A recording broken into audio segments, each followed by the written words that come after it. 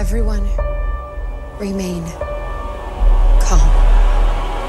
Yeah, that's how it always starts. But then later there's running and screaming. Somebody talk to me! What is happening? Welcome to Jurassic World. You're listening to the Jurassic Park Podcast. You want to consult here or in my bungalow? Hold on to your butts. Well, we're back. Hello, everybody, and welcome to the 144th episode of the Jurassic Park Podcast. I'm your host, Brad Jost, and we're here to discuss all things Jurassic Park. I really hope you guys all had a great Easter this past weekend with your families. It was my kid's first Easter over here, so it was really special for us. But you know what? Now it's time to jump back into the Jurassic fandom after that great weekend. So in this episode, we have some big news to cover. We're going to be joined in the news segment by contributor Aaron Beyer. We're going to discuss a lot of film stuff, gaming stuff, merchandise news, and celebrate some birthdays and a sad day in the fandom. Of course, our big segment for this week is the monthly Jurassic Mailbag with none other than Jennifer Terek. Yet again, you the listeners gave it your all to puzzle us and of course take us down a few notches in our credit within this fandom. So be sure to stick around and check it out. Don't forget, if you guys want to be a part of the mailbag next time, call our voicemail line at 732-825-7763. You can email us some audio files or questions at JurassicParkPod@gmail.com or head to our contact page at JurassicParkPodcast.com and fill out our contact form. Now, even though you haven't heard this month's episode yet, we are already collecting questions for our next mailbag. It's already filling up, so get your stuff in quick. And to round out the show, we're going to quickly dive into the audio lab and hear from our favorite orator, Jeff Goldblum. He may or may not give hints on the future of the franchise, so stay tuned. A few plugs here before we get underway with the show. Don't miss last week's bonus episode from Jay Jurassic talking about his love of the original film's VHS, the 25th anniversary merchandise, and of course hear a few details about his upcoming giveaways that are right around the corner. Now, you won't want to miss out on those. I'm telling you right now, there's some good stuff involved.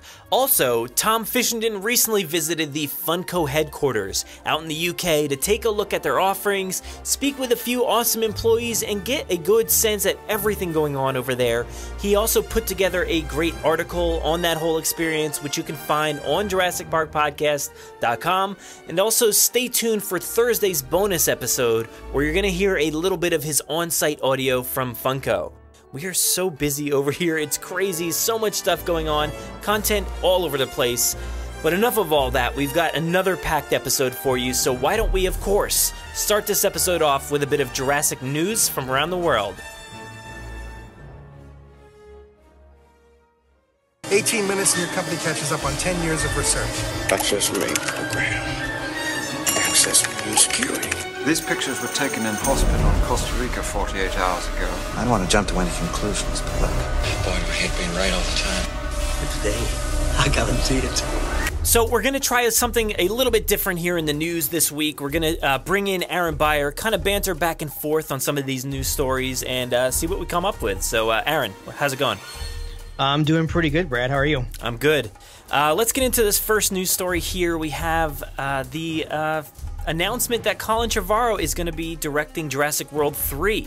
That was some huge news last week. Yeah, you know, everyone's really excited about it. I think it's really cool. I kind of felt like the writing was on the wall that this was going to happen after he left Star Wars. But everyone's talking like, oh, how excited are you for him to come back? And it's like, I don't know, man. Let's see what J.A. Bayona's got up his sleeve. Like, we don't know. Like, maybe the second movie's better than the first. Yeah, that's the hard time a lot of fans are having right now at this moment is some people loved the movie, some people hated it, and some people just, maybe they liked the first movie, but they want to see a different direction. So it is kind of tough for a lot of people. For myself, am very excited to see this because, you know, maybe his hands were tied a little bit with trying to reboot a franchise, trying to stick to the script, essentially, do what they wanted. This time around, maybe he has a little bit more room for growth, so I'm really interested to see, plus bouncing off the direction that Bayona goes with. Yeah, you never know. Just depending on how the second movie goes, I think that's when my opinion is going to fully form on whether or not I'm super excited for Colin Trevorrow to be back. Not saying I don't want him back, but you know, who knows? Maybe I would rather have Bayona back for a third installment. I'm not sure. Yeah. Well, this news actually came from EW.com. They got confirmation from Steven Spielberg, who's on the rounds for Ready Player One at the moment, and he actually said Colin Trevorrow is going to write and direct the third Jurassic World story. So he is writing along with Emily Carmichael, who was announced recently. She did Pacific Rim Uprising, and they're going to be working together, so that's pretty awesome. I haven't seen Uprising yet, but as far as, like, you know, him coming back, I thought the first Jurassic World movie was great. You know, the first time I saw it, I didn't think it was necessarily what I wanted, but as time went on, I appreciated it more and more, and it's definitely up there. Well, I mean, up there, right? There's only 4 movies at this point, right? So, but I definitely put it up there with, you know, the feel of the original Spielberg movies. Yeah. Well, if you want to read more about this, there's not really a lot more to read, but head to the link in our show notes to find the article from EW.com.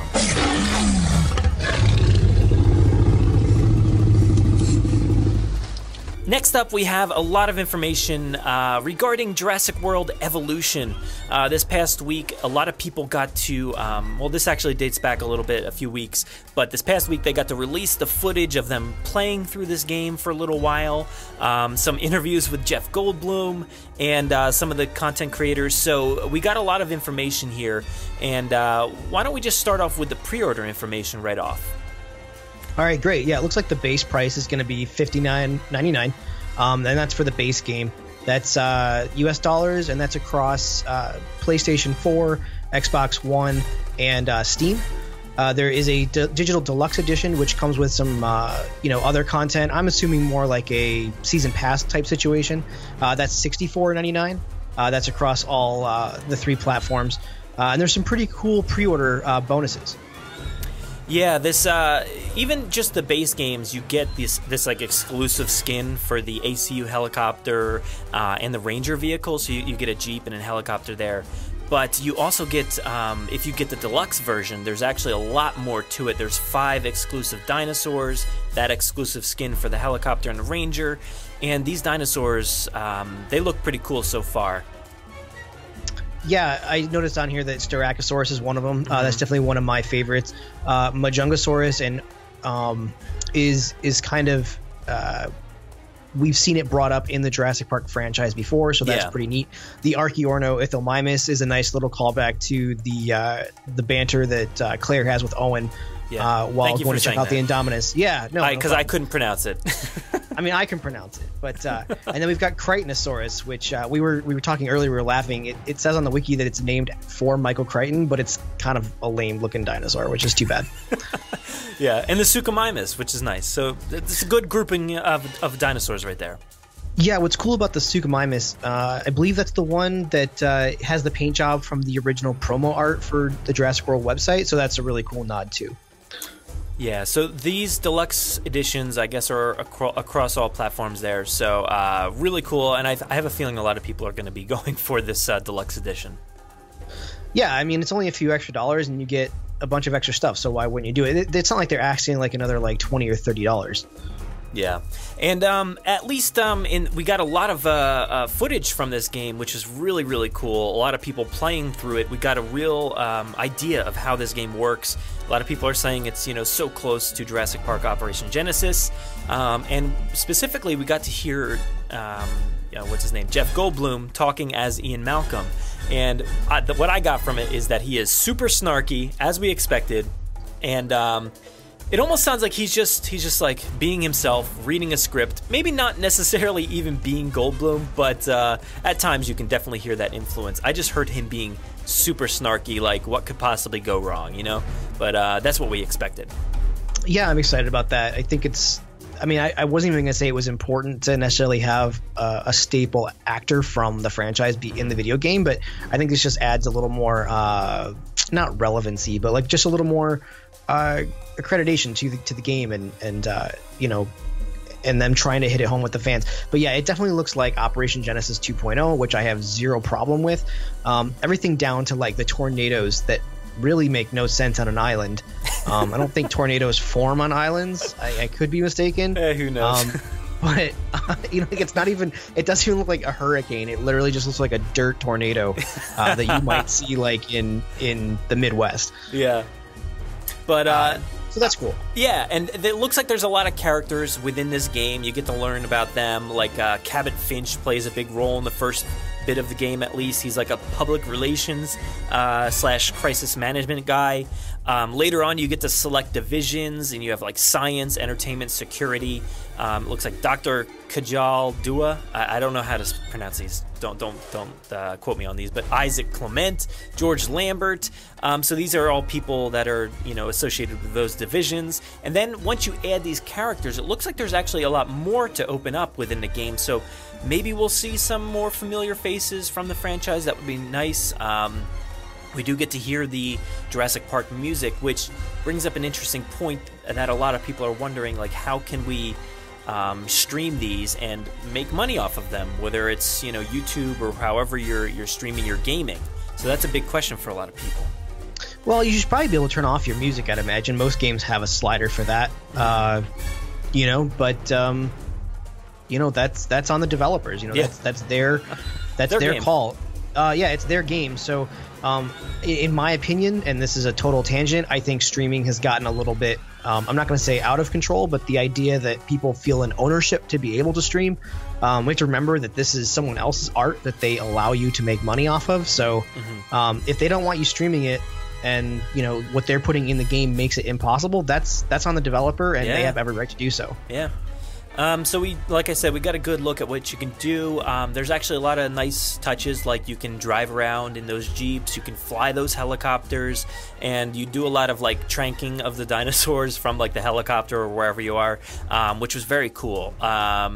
And there's a lot of like photography in game. I know a lot of people were asking about that. You can like take pictures of the dinosaurs, and the better picture that you get gets you more points within the game, because you do need these points or coins or whatever it was to like redeem your dinosaurs within the game, which is you know, expected.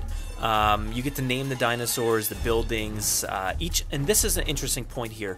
Each island has a different time of day. I know a lot of people were maybe disappointed to hear that there's not a you know, a day-night cycle on each island, but it'll be interesting to kind of, you know, rotate, I guess, back and forth between the different islands. What do you think on that? I did not realize that. I had only seen a little bit of the gameplay. That's very weird to me. I guess it makes it so that you can differentiate between the islands a little bit, but that's just weird. Yeah. That's a weird decision. We'll see how it plays. Again, I'm assuming there's probably some kind of story mode involved in this, or at least some kind of campaign. Maybe it plays into the campaign a little bit. You know, the fact that they're letting us build across the 5 different islands is different anyway.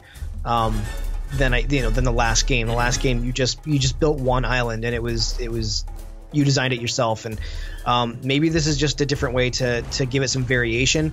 My critique with Zoo Tycoon was that it just felt small and like not too much going on, and maybe this is their way of kind of expanding that game a little bit. So we'll see.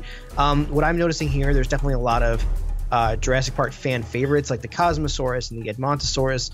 My favorite's the Gallimimus, and I think the Parasaurolophus looks fantastic.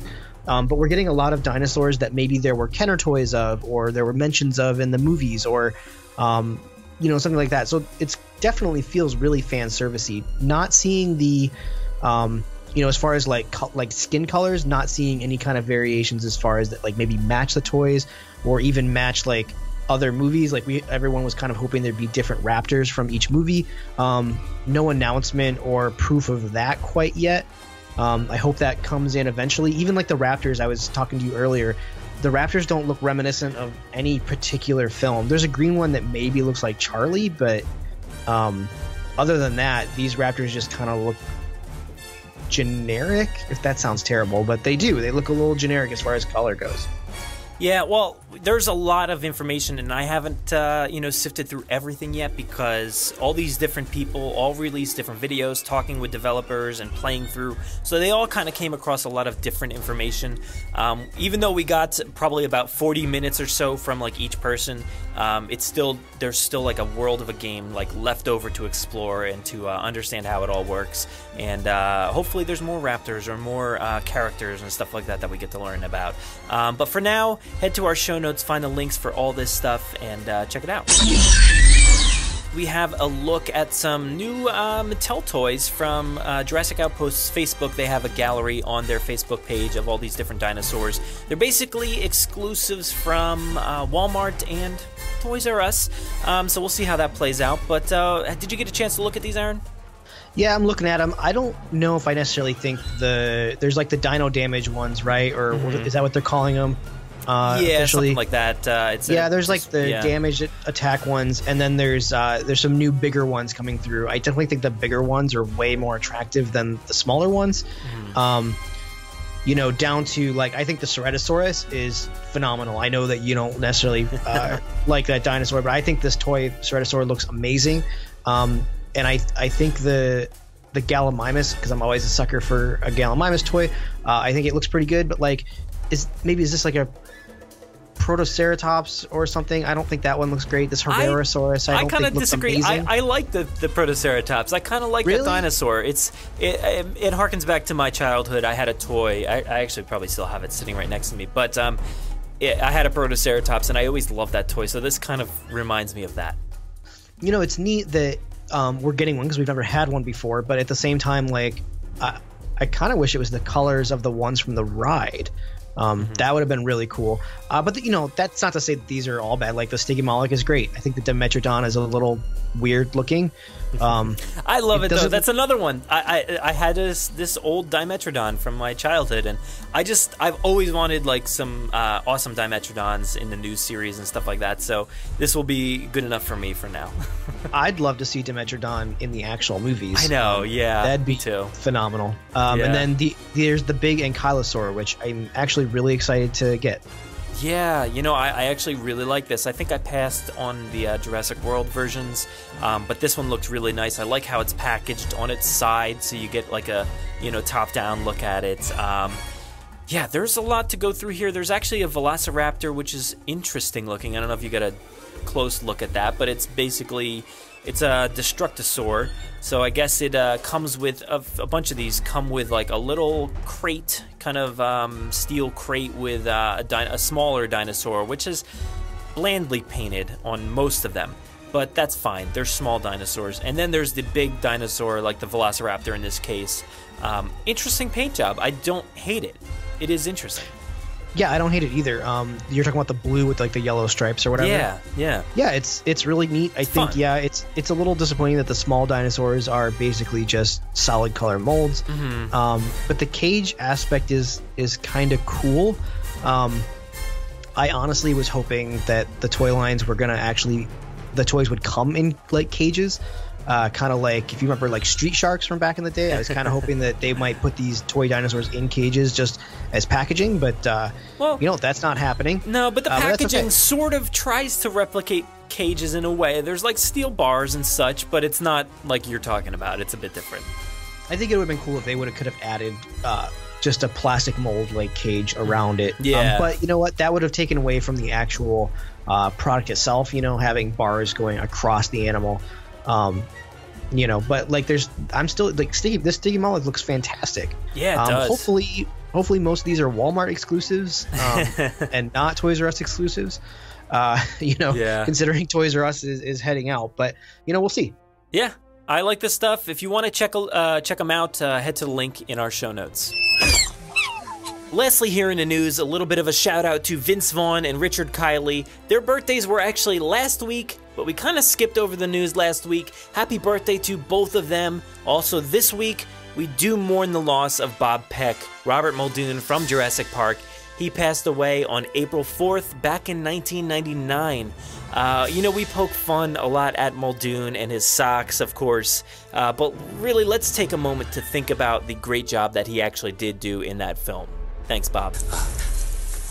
Oh, there it is. There it is. Jurassic Mailbag.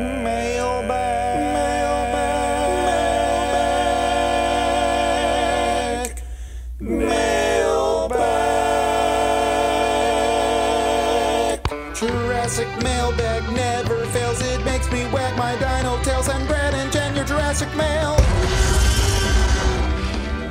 It's Jurassic Mailbag with Brad Jost and Jennifer Terek. Welcome back to another installment of the Jurassic Mailbag segment, this time for the month of April. And of course, as always, I'm joined by the ever-enthusiastic Jennifer Terek, or otherwise known as Terex, your dinosaur name. I'm Bradley Osaurus over here, and we're going to take you on a journey of emails, voicemails, voice memos, Twitter questions, all kinds of stuff. Jen, are you ready? Yeah. Good. Yes, I am pumped. Okay. You know what I thought of today? Coming in the car somewhere. I was going somewhere. I don't know, but I was in the car and I thought how we only have 2 more mailbags, and then the movie. Whoa! Really? Like 2 more. What month did I just say it was? April? I don't know if you said the month, but yeah. This is April. Wow. Easy, right? April. You people better get your question-ins quick, because it books up. Oh, man. April is like apricots. Did they name it in April? It's also your hairdresser, you know? It is. It's a popular month. Yeah. It is a great name. Great name for months, for humans, for food, I guess. What is an apricot? Fruit? It's fruit. Okay. But no, it's apricot. Or apricot. You say apricot. Oh, no. Oh, no. Here we go again. Okay, folks. How do you say apricot? I would, or do you for say sure, apricot? I would definitely never say apricot. I just did, but in real life, would never say that, because this isn't real life. I would for sure say apricot, but also I would never say it, because there's no need. Why would I ever say that word? I don't know. Well, they like them like in apricot rolls or nut rolls, you know? I use it in that term. I don't even know what those are. So I just have normal rolls with just bread. No, it's like a pastry. There has to be someone Polish listening to this podcast to say, yes, I know what a nut roll is. I know what an apricot roll is. Maybe not. We'll never find out. Probably not, because people stopped already. They're already gone. Yeah. So that's a record. Okay, what month are we? We're April. April. And we have, like I said, a ton of stuff. It's ridiculous. I don't have any idea what any of these questions are. I feel like even more blindsided than usual. So I don't know why, because I usually don't know what they are ever. But this time I just feel even more blindsided. All right. They only got 2 more chances here to send in questions. Yeah. And that's it. Then we're cutting the mailbag off for good. That's it. Because we're just not going to be alive anymore. It's the end of it. If we can make it through the next movie, I don't know. We'll see. But let's start off here with an email from our friend Aaron Beyer. He says, "Hey, Jen and Brad and all the Jurassic fans out there, it's Aaron Beyer. I don't really have anything Jurassic related to ask, so I thought I'd just write in and say hello." Hi, Aaron. Hello. Wait a minute. I do have something Jurassic related. For everybody out there, I recently had the opportunity to work on the 3D for Steven Spielberg's Ready Player One, and I might even have gotten to work on an old friend of ours. Go check it out. Okay, plug over. Hope you two are having a great evening, Aaron. Well, I was having a great evening until I realized how terrible my life is, because that's epic.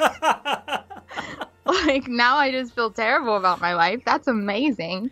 Yeah, he gets to work on some pretty awesome stuff. Ready Player One, I don't know if you got the chance to see it. It literally, just came out yesterday. So I've heard about it. I did get to see it already.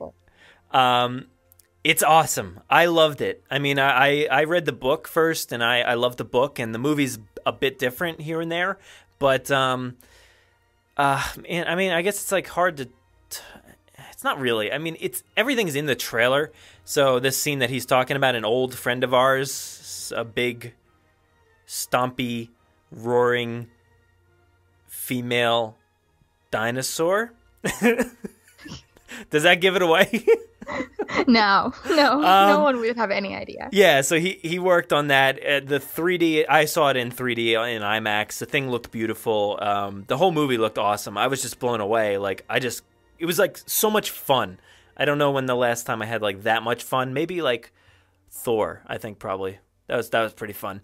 But yeah, man, thanks, Aaron. That was pretty awesome. And yeah, I feel like we suck now that we're just sitting here talking in mics, and he's working on a movie for Steven Spielberg.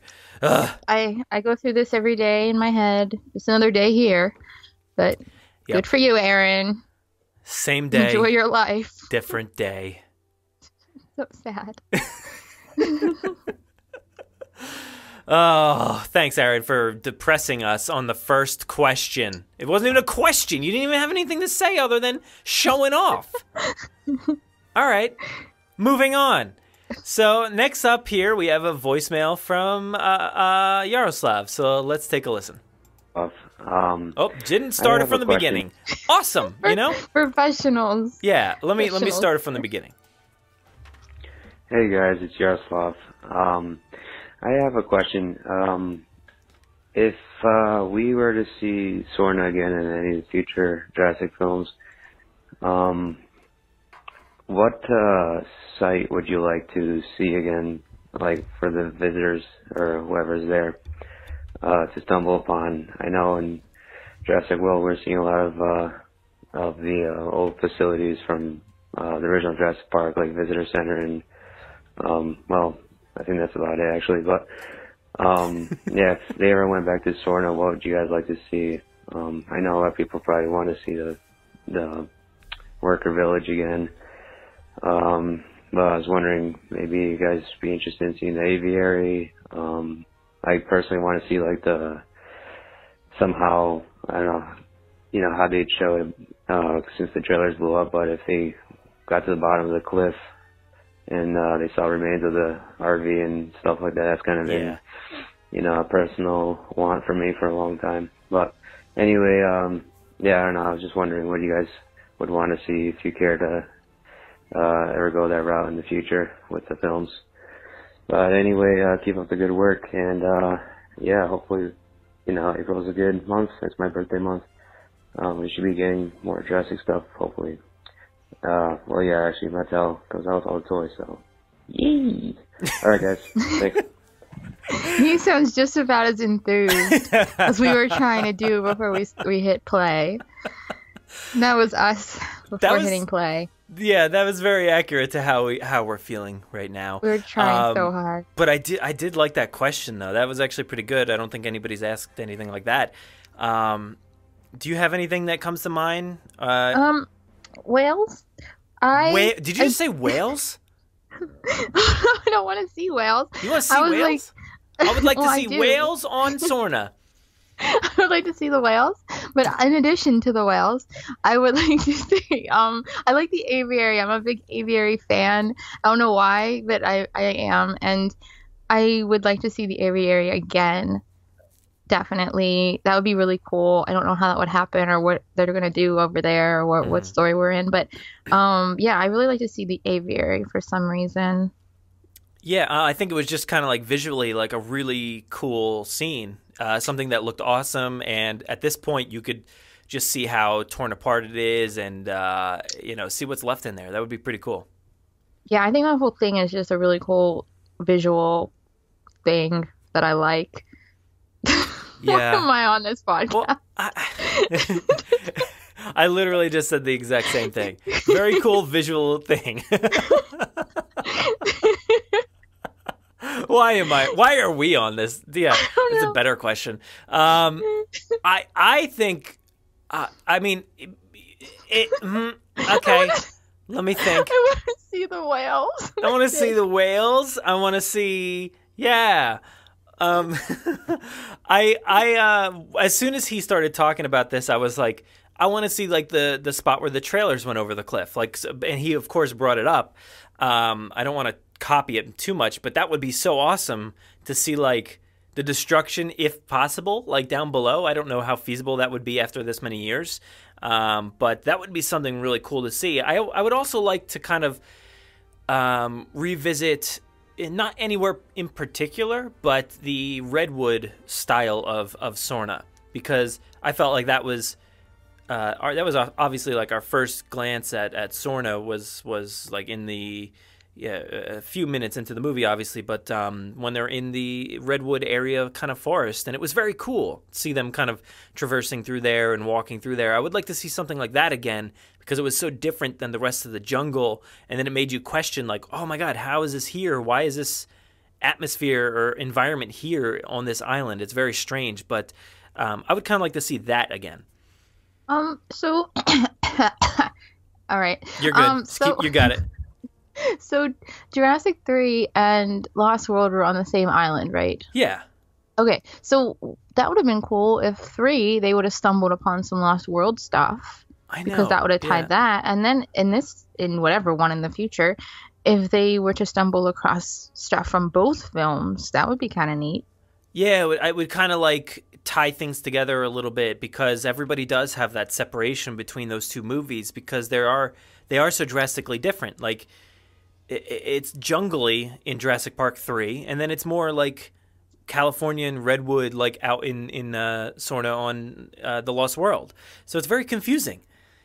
Why is it like that? And everybody kind of assumes like, well, Sorna is huge, so maybe there was two different environments, on one end or the top or the bottom or whatever side, So that's really like what people assume. But it would be kind of nice to tie those two things together, maybe have an explanation for that. And even some of the Masrani, stuff behind the scenes is kind of like talked about, reproducing flowers and stuff like that. So maybe there's a chance that that's what happened.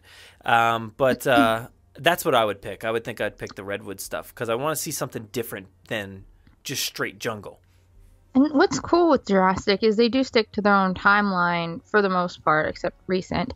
Lost a year somehow, but they do stick to their time. So for them to go back now and to have pieces and see pieces of the old parks, they've already done that once, which I applaud them. That's excellent touch to do on the Jurassic World here. But if they move on and continue doing that, that's something so unique to them, and they can still get away with it because their time frames match with time, and it makes it real grounded in reality.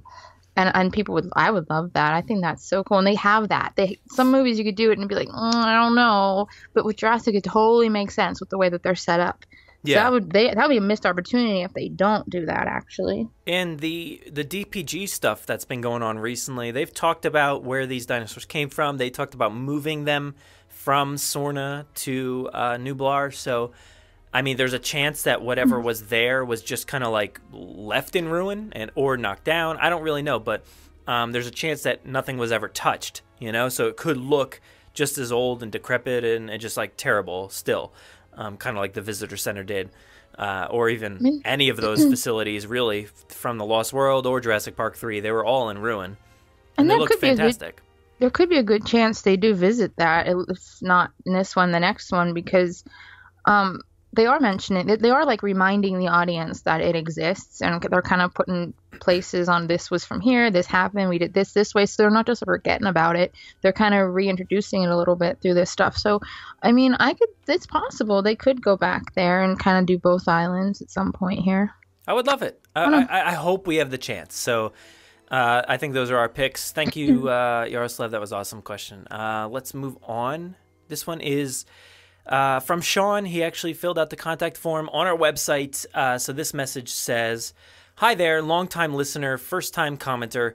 Firstly, your podcast is great, and keep up the good work on the content and oh my God. Here we go. Oh no. Yep. Here we go. Actually, I don't think this is my fault. It says, keep up the good work the content you and your team produce. So I get it. there's just two works there. Really confused me. Next up, it says, I would like to know what your thoughts are on Isla Nublar website map, which has been updated since the recent trailer. There is a section to the far right of the map that shows the old T-Rex paddock from the original movie. As the old visitor center are now visible on the map, do you think that these areas will have a significant role in the movie prior to Nublar going bang with the volcano eruption? Thanks again. Keep up the great work, Sean. Good question. So let's see. Do you have any thoughts? Have you checked out any of the recent updates to like JurassicWorld.com and all that, or the more so the the Nublar end of it? Whales. Whales? I'm just counting my minutes on this podcast because I'm a terrible, terrible fan who does not deserve to be on this. No, why would I check out a map on the website of something that I talk about every month? Why would I do that? No reason. Because it makes the mailbag better. But I can now. I can go there now and see what I'm missing. Oh, I am visiting it as we speak. I don't even know where it is. Let me see. I'm a pro. So this is a cool design. This is a cool website design. Well, yeah. If you go to the Isla Nublar up on the top in the white bar, you can click on that, and it brings you to like the old park map. Oh, not old, but Jurassic World style park map. And I don't remember for the life of me, but I feel like the T-Rex paddock was on there before, but maybe not. But we have cool. we have like a little icon for the visitor center. It says destroyed.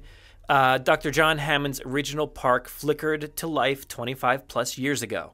And then let's see, the T-Rex paddock says original T-Rex paddock destroyed. The largest enclosure in the original Jurassic Park was built to safely enclose and display an adult and juvenile T-Rex. So that's a nice little touch there. It displayed an adult, which we assume, right, is the one from the movie, and a juvenile. So we didn't see anything about a juvenile. And when I say destroyed, everything on this website says destroyed. Literally every prior like Jurassic World show, like in T-Rex Kingdom, the Mosasaurus show, Cretaceous Cruise, blah blah blah, everything, Gyrosphere, all the paddocks, everything says destroyed. Now this website was like updated by the DPG. I guess they kind of like hacked into it and changed it and made it more relevant to what it's like now. So it's interesting, and I think it helps to explain a lot because we get to see the layout a little bit better, and I think the movie was sort of confusing for some people as to where the visitor center actually was, because if you look at it in this map, it's surrounded by a monorail line actually, so far enough away where you probably would not notice it hidden in the jungle, but it is surrounded by a gyrosphere line, and there is the what do you call it? The restricted area line. Like you can see the fence line. Zone? Yeah, is it a zone? I think it's a zone. So you can see that line like up top. So yeah, I mean, I guess that could be confusing for some people because like the kids went into the restricted area and then after that they got into the visitor center. So it's confusing to some, but if you watch like the behind the scenes or deleted scenes, you actually see them like traversing quite a bit after that jump off the waterfall. So they kind of just traverse their way back to the visitor center. What even was the question now? I just talked for way too long. I'm so yeah, we playing just with talked the about site the website because it's awesome. I'm a pro who's been here before. Yeah. Nope. So this is neat. I mean, I gotta appreciate this web design. Wow. Super cool. And his second question was, do we think that these like areas will play into the next movie? Like, you know, I don't know. Like the T-Rex paddock. I see now the last question, Yaroslav's question. That would be something I would love to see in a next movie or the third movie here. Would be the T-Rex paddock. I think that would be such an awesome scene to revisit there's not much. It would just be like a crumbled hut. There would be like a broken fence, and if it was like crazy enough to just leave the vehicle on top, like the one that was actually like not touched, that would be weird. I don't think they would do that, but who knows? Obviously the vehicle is left at the bottom. Yeah. So we are seeing the bottom portion, but I want to see the top. Like I still want to see up there. Though. The fact that they're even going there, that they're even going to that point, I know, is really, really, really good and telling, because they could have done that anywhere. They could have had that moment absolutely anywhere on that island, anywhere in a tree, in a bush, like literally anywhere in the world. But they chose to revisit a classic piece of history there. So I don't see why they wouldn't maybe touch the rest of the paddock above it, or literally anywhere. I mean, that's so cool. And I'm looking at this map for the first time in my life, and it's really funny that the only place where there's trees besides the botanical gardens down there is where the old visitor center was. So I don't know why I find that funny. Probably because I've had too much coffee by now, but I find that really funny that the visitor center it's just covered. The only patch of trees they left on this whole island was just for that. Like, why clean it up? Just leave the trees, cover it. I don't know. Yeah, I mean, interesting. I don't know. I don't know what's going on. There's a whole lot of questions, but at least for the T-Rex paddock, it would be cool if we could see the top, because, for instance, like in Jurassic Park, the Jeep with Muldoon and Ellie pulls up next to the Ford Explorer up top, and then they find their way down the ravine somehow around the side or something. So I guess there could be a chance like Owen has to go do the same path, like to get down there. That would be interesting, but yeah, I don't know. I feel like we'll probably only see the bottom, which is fine. I'm totally cool with that, because as soon as that Mark Englert poster came out, like in 2015, it replicated what we wanted to see. Like we saw that Raptor on top of the old tour vehicle with like building Jurassic World in the background. So everybody's like, this scene's going to come to life in this movie in Jurassic World. It's going to be awesome. It obviously never happened, but now it is. It's so cool. So it is. We're getting that. As far as the old visitor center, I don't know. Maybe we'll see it again. Maybe a little cue could be the fact that if you listen to the Michael Giacchino stuff that was just recently released on Twitter, I forget who did it, because Bayona was releasing stuff, Giacchino was releasing stuff. One of those little audio cues from the studio as they're recording the soundtrack was actually the same music that was used in the scene in Jurassic World for the old visitor center. So they're kind of like repurposing some of the music, because they did, what do you call it, the As the Jurassic World Turns, which was used in the helicopter scenes in Jurassic World. And then there was a brand new theme, which we've never heard, and then the visitor center theme. So that could be revisiting, maybe. Or maybe it's just like a legacy theme where they'll revisit some other, location. Like maybe that's the theme that they use at the tour vehicle. But at least if you're comparing it to what we've already heard, it was used in a visitor center. So maybe there's a chance. I mean, they have the original T-Rex paddock on here, which is pretty cool, and it's pretty far from the visitor center. I don't think I knew that, but it's way on the other side of the island there. Oh yeah. That whole path that they originally took was pretty long. And I have to laugh at the bathrooms being destroyed. It says restrooms destroyed. Everything. Yeah. Oh, that's funny. I don't know what's happening. Yeah. Off the rails. Even there's a Barbasol can, and it says destroyed. Destroyed. Get to know Jurassic World's #1 shaving cream brand. Destroyed. So that one first aid destroyed. Oh my. Oh, that was a great question. Info destroyed. Yeah. I should never have went here. Okay. You shouldn't have. Yeah. You Where just are we? you ruined it. I did. Wouldn't be the first time. It won't be the last time if you keep asking me back. You're gonna be here. You're stuck. So we'll move on. Thank you, Sean. This next one is a voicemail from Blake. Let me see if I can find it. Here it is. Hello, this is Blake Yonix from Fayetteville, Arkansas, and holy Heretosaurus. These Mattel figures have me so freaking pumped. I haven't been this excited since '97, when I was 4 years old, when Jurassic World came out. I was born 3 days after the release of the original Jurassic Park. And oh my God, these toys, just looking at them, have taken 20 years off my life. I feel like a child again. Geez. Oh, goodness. So, to begin with, I was curious about your guys' favorite new and old versions of said toys. I am very excited about the baryonyx. I think the paint job is incredible on that one. And as far as old, and I know this might be controversial because the paint job's not my favorite, but I really want to get my hands on that Stegosaurus. I think that looks great. And of course, the giant Tyrannosaurus. I'm shaking just thinking about it, practically. But oh man. Oh goodness, I'm excited. Anyway, so besides the excitement and just that in general, as far as the film is considered, here's a question. And I know that you've discussed this on the podcast before, and I have seen it on their Dinosaur Protection Group website, but I really hope that they mention Site B.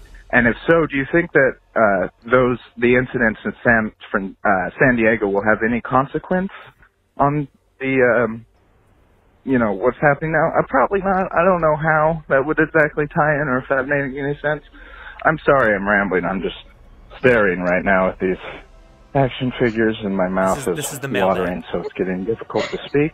I'm going to let you all go. Love the podcast, and talk to you later. Bye. Oh, I love him. His mouth is watering and it's getting hard to speak. I understand this. This is the right place. This is the place to do that. The perfect Don't do that spot. anywhere else. Do it here. Because that's how we operate. That's what we offer to this community. Yeah. But yeah, I'm in the same boat, man. Like, I am so excited for these toys. There are so many great things out there. We've definitely talked about things like this. And Jen, do you have like a favorite one? I know you've maybe mentioned, I forget what it was, but maybe it's changed. It's been a month. Toys? Yeah. Oh man. Okay, well, I had to buy like 6 more pairs of pants because I've been peeing every day in my pants over these things. They're epic. There's so much that I want that I'm going to go bankrupt. I know the big Mosasaurus is amazing. That huge T-Rex is so cool. I love the little Stiggy guy. That's cute. I like him in the plushie too. He's really cute. Yeah. Oh my gosh, of course all the figures, the remote gyrosphere stuff, and you could just buy everything and recreate the whole movie. That's my plan. I'm just going to buy it all and redo it. Just have the gyrosphere go off a cliff into my pole or something. Like, it's going to be epic. I'm going to create my own film. Anyway, I don't know. I'm so excited for everything. All the Claire stuff. The Barbies, the everything. Oh my gosh. Ping. Need new pants. How are you? I'm good right now. Give me a few minutes maybe. But that baryonyx, like you said, that thing's incredible. I love the paint job on it. It looks so good. I need that Carnotaurus. Now, if you're comparing it to the old one, like you had mentioned there, the Stegosaurus, the Carnotaurus, like, they had like the Demon Carnotaur like back in the day, and I think it was Wave 2 of the Jurassic Park line. So that thing, like, everybody loves that thing. It's so rare and expensive now, but like, compare that to what we're getting now, and it's like, it almost looks like cheap garbage, because the one that we're getting now looks incredible and more realistic. The other one looked like a cartoon. It's so cartoony. And I guess you could sort of say that about, like, close your ears. Shh. Don't listen. The Red Rex. I didn't want her to hear, so she's right above me. She's gonna attack you now. Yeah, but I mean, it's not like the realistic version that we saw in the movie. It's more like kind of cartoony in a way.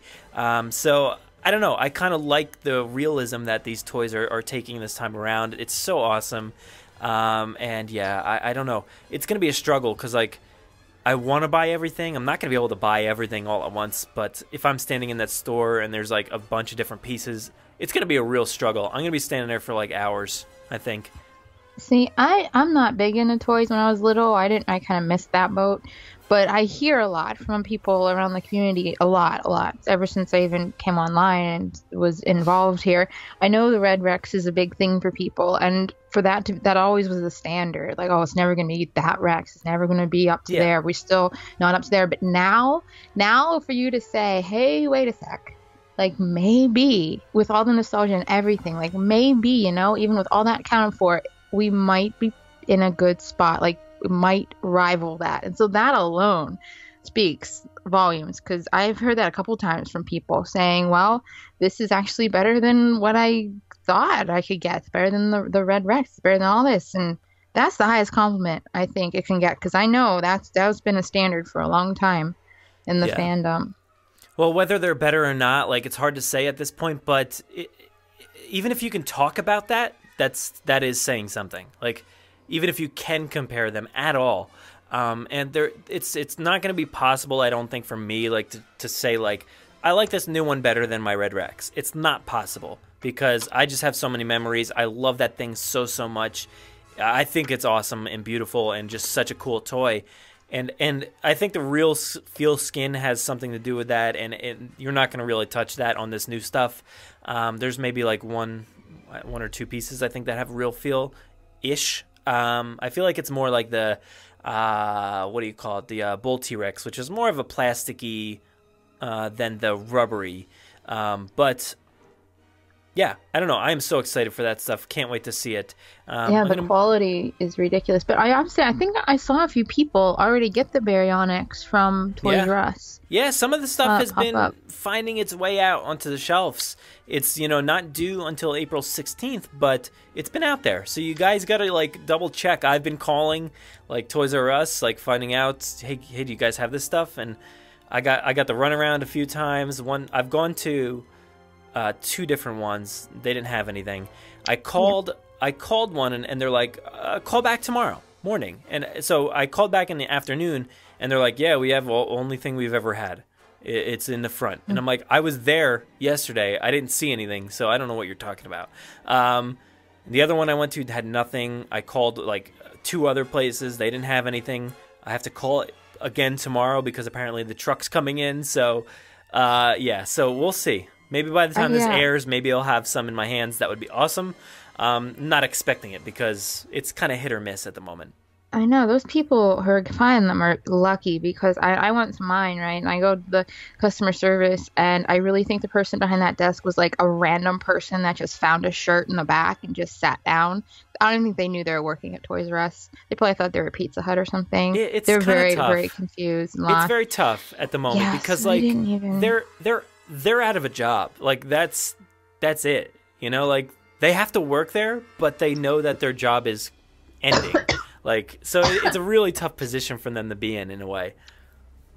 Yeah, they didn't know. I asked, and they were like, no, all we have, we might be getting, they were talking about like how they have stuff that's already bought and in the warehouse that hasn't been delivered to the store yet, and they're like, we can't check that, we can only check what's in store. And I'm thinking, well, that's stupid. I wish you could check what was coming in at least. I mean, how do you not know what's coming in? But yeah, I don't know. I don't know what to do. I'm not getting nothing. Target's nothing. There's nothing in Pittsburgh. Like, they forgot Jurassic exists. We got nothing. Same here. My local Target for any kind of toys has always been very, skimpy. Like, there's not really much of anything. Everybody's finding like paper plates and party supplies and Doritos and Dr. Peppers and. Oh, I got the Dr. Pepper. I got nothing. Did get that. Nothing. Though, I went to I think people are finding it in Target too, but I got it at Walmart, and they actually didn't have the diet switched over. They just had the regular, and even then, it was mixed in with old boxes, so they must just put it out. Put it out when I went. Yeah, I think everybody, like, the Dr. Pepper, like, sales have been boosted like quite a bit because everybody's like, I gotta buy any of them. It's kind of like that scene from like Willy Wonka where everybody's like opening the Wonka bars trying to find the golden tickets, and we're just like trying to find the cans, even if it's like you said, like a standard diet Dr. Pepper container that has nothing Jurassic on it. You rip it open, and you're like, yes, I got the golden ticket. It's there. I know. It's got a T-Rex on it. I was just so excited to see my babe on a box that other people see, because I mean, look at this. Past experience has shown that it's usually dinosaurs 90% of the time, and then Chris Pratt the rest of the percent of the time, even on theater signs, just everywhere. And for my babe to be on a box this time that people actually see, like she's not even on the toy box, like the toy packaging. She's not even on there at all. She's not on anything. She's not on the Doritos. Well, dinosaurs are on the Doritos. But, I mean, all the products, everything. She's not on anything. She's on a Dr. Pepper box. I am so proud. I was so excited. I was, like, turning them all so it's facing, like, the aisle so people could see it. I was so proud of that. I'm so excited. That's one. Yes. You know, one thing. I don't know. I haven't seen any, but right now I have these... you know, like the old Coke bottle, kind of like the bottle, like the glass bottle. Like I have Dr. Pepper versions from 2008 when Indiana Jones and the Kingdom of the Crystal Skull came out. So I have like, oh my God, way too many of those. I have way too many, and they're all sitting like behind me on the shelf. And they all have like the artwork and Indiana Jones all over them and stuff like that. So I want bottles, like the glass bottles for this movie. And those are Dr. Pepper too. So I would think like maybe they would do that. So you gotta I'm gonna try to find like a place that sells like the glass ones, because they don't really have those at like Target or somewhere else. You gotta kind of go to like a specialty place to find those. So I'm hoping maybe there's something out there. I just saw mine didn't have it yet. They still had the old bottles, but even like the 2 liters, people took pictures of them with the logo, the dinosaurs on them, the 2 liters, and literally all we had was just the red box and just maybe a couple, because they still had a lot of the old boxes. But I didn't even open my box yet, so I don't know what dinosaurs I have in my cans. I know that I'm gonna have to like be like a surgeon and be very careful opening this box. It's probably gonna take me like a day to just carefully not hurt the box when I take the cans out. See, this doesn't thrill me that much, like the cans and the box really. Like if there was the glass bottles, I would be into that, because they come with like that, almost like the beer carrier case in a way. That's what I want, but the cans don't really excite me too much, because I can't really. I don't want to save the cans. I don't know. No, the cans don't excite me. The box excites me. Yeah. I don't want to hurt it. If it was up to me, I'd never open it. But Mom's like, "When did I drink this pop?" And I'm like, well, I gotta open it. She's like, can I open it? I'm like, no, wait, I will open it. Just taunting everybody. She's like, can I drink this yet? No. And I'm like, wait, I gotta take a moment, take it some time, get my tools out, like carefully dissect the box, because I don't care what happens to the cans really, but I don't want my box to get hurt. Yeah. And let's move on to the second point here, was about like, do we think we're going to hear about like San Diego and those kind of consequences from the film? I say maybe. I feel like if they're going to reference Ian Malcolm and he's going to like kind of be in a courtroom, maybe that'll come up in some way. Maybe they'll talk about, you know, when you were out in San Diego, you know, what happened there, blah, blah, blah. I think maybe they could mention it. That would be kind of interesting. I don't know how many consequences it would have from that moment, but it would be nice to kind of hear them reference it, and maybe any of the tragedies in that courtroom scene. I think, like I said before, and this goes well with what we've been saying, that I think Jurassic's in a really cool place that they really can connect and intersect things so well. And it wouldn't surprise me if they did mention San Diego and they did mention the Sorna stuff, and they maybe visit that, or at least have something, because they have the freedom to do that completely, and it wouldn't seem out of character or weird or like a plug or anything. It would just be a natural flow. And they are in that place where they could really do anything like that. They can flow it all together, and especially bringing back the older people and throwing them in there. They have the freedom to literally just intersect every movie they want, connect anything they want, and what a good place to be in. Because I don't think a lot of movies can get away with it that well. Not really. Yeah, there's a few select franchises that can do that sort of thing, but I guess we're one of them. So that's nice. Yeah. Let's move on here. Thank you, Blake. This next one is an email from Arjun. So it says, "Hi, Brad and Jen. Here are 2 questions for you. Number 1, what's the weirdest thing you ever heard or read a fan complain about on one of the Jurassic films? Number 2, what's the most surprising fact, something you never noticed until a fellow fan pointed it out? have you you have ever heard in a sequence? I'm gonna skip that part because I already screwed it up. Next thing, have fun. Okay. Okay. This is how it is, you know? That's how it goes. So what's the weirdest thing somebody complained about, and what's the most surprising fact you never noticed until somebody pointed it out? Wow. That's a really, really, really, really good question. Both of them. I feel like I need like minutes to figure this out. That's a really good one. There's been a lot, hasn't there? Of weird things that people complain about absolutely everything. So take your pick. Yeah. I mean, totally. Weirdest thing. So many things. Everything. Can everything be my choice? Yeah, because do it. Everything. So now many you have things. you have to list every point though. Everything. Okay, the weirdest thing, I guess the thing that bugs me is the complaints about, I don't know why this is sticking out in my head. There's probably a lot more than this, but the thing that's sticking out in my head is the complaints of the Spinosaurus fossil skeleton thing that the T-Rex crashes through. There's so much complaining on that, and I think that's cool because it's a throwback. It's probably a fake fossil skeleton anyway because everything on Main Street's like fake and reproduced, and that's the point. So I get irked with complaints, I guess, about that because it's just for fun. It was meant for fun, and people just complain about it. There's so many things. Oh my gosh, can I just put Jurassic World under that umbrella of ridiculous complaints? Because there's so many. I know. But that's weird. Jurassic World had a lot that people complained about. One of the things that stands out for me is like the tint of the movie. A lot of people complain about like it being too blue, and I'm just like, whatever, you know.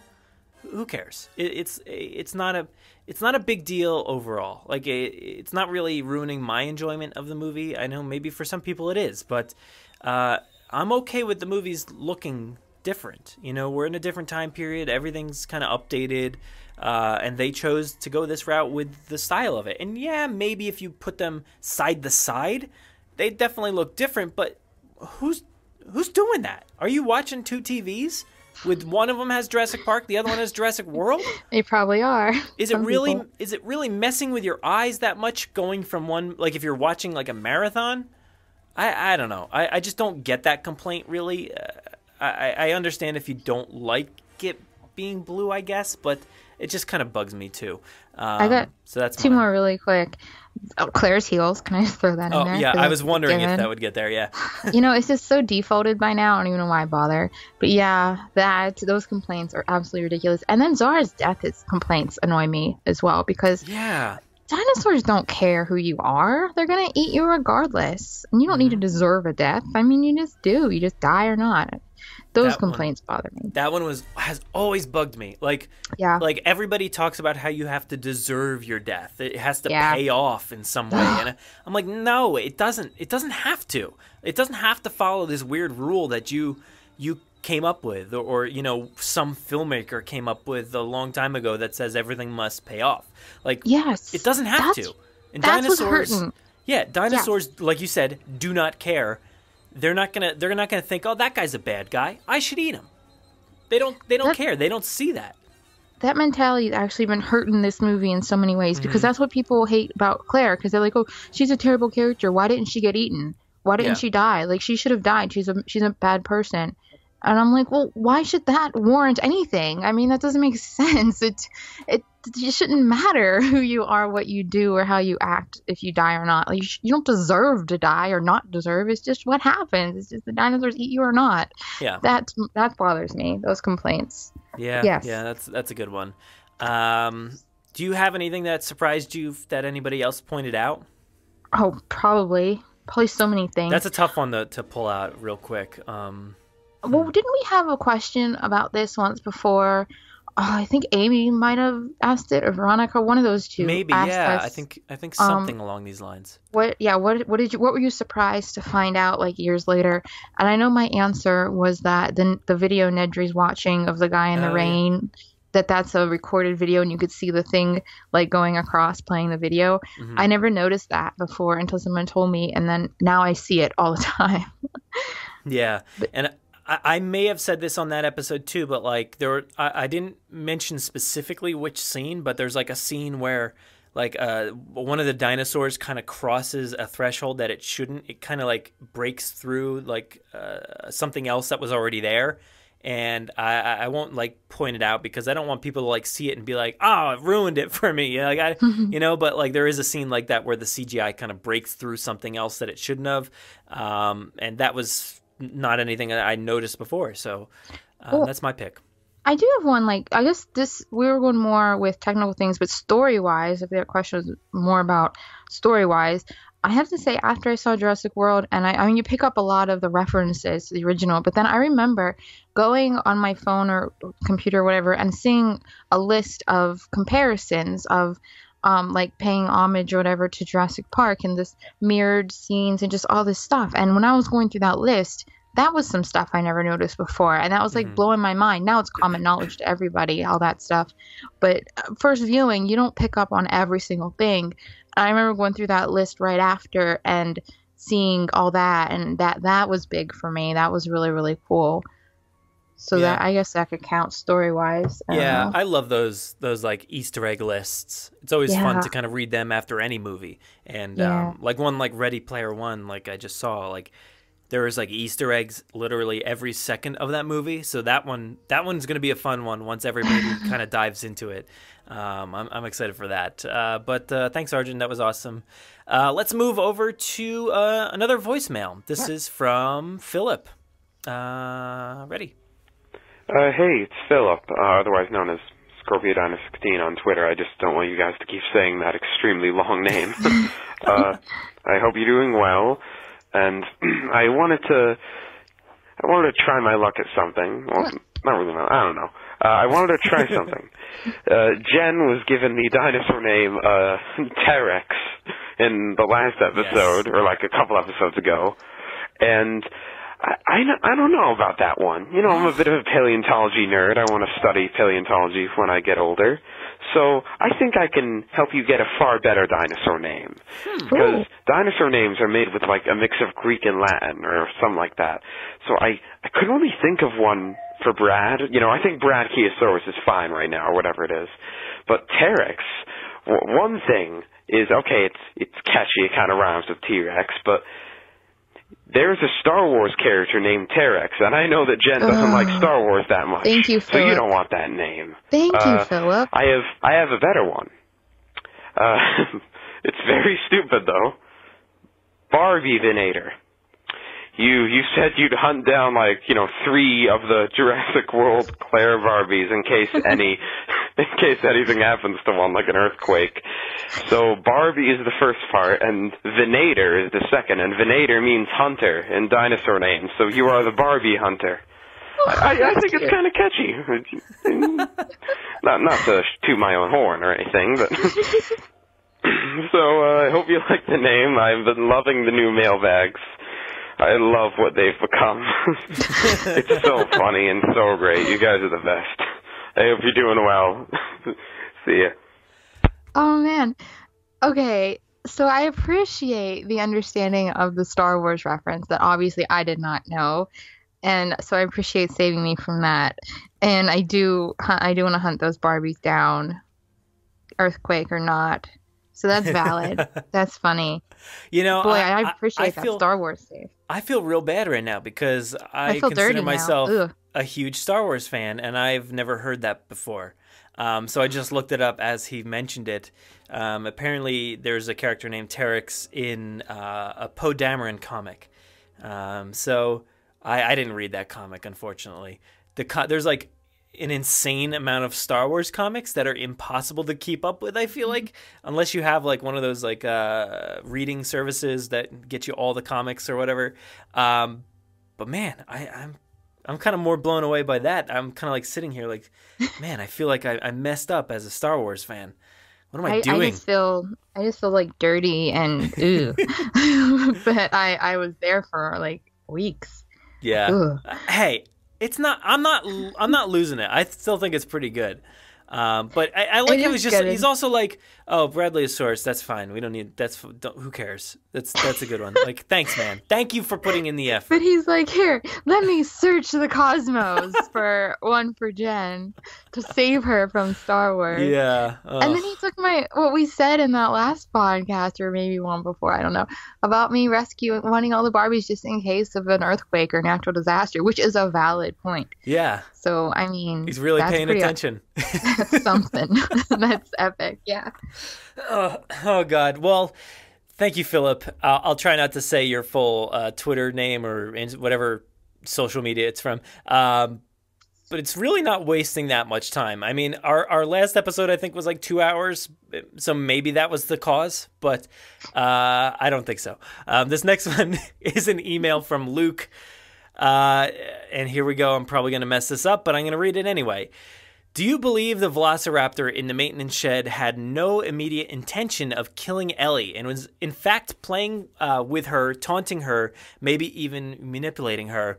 I have not developed my theory as far as to why yet, but if you consider the fact that we've seen in later films, number 3 and Jurassic World, how swiftly these things can move, we've seen how easily they can take down big game hunters, mercenaries, and soldiers, it's hard to believe that the one in the maintenance shed was unable to catch Ellie. It's even more questionable if you consider the fact that she twisted her ankle and was running with a limp.